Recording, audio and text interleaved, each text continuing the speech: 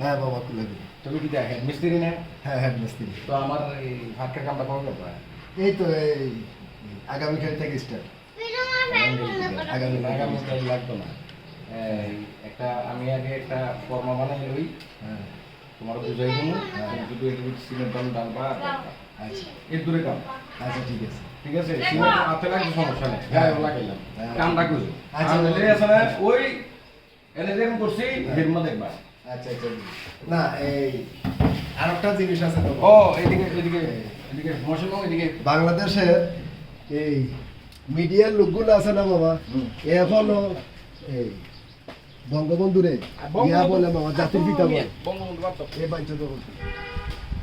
হ্যাঁ এই জায়গাটা এই পুরোটা ছাদ, ওই 70 কিলোর যে জায়গাটা আছে না হ্যাঁ ফাঁকাতে করছো, হ্যাঁ। ঠিক এই জায়গাটা মতো।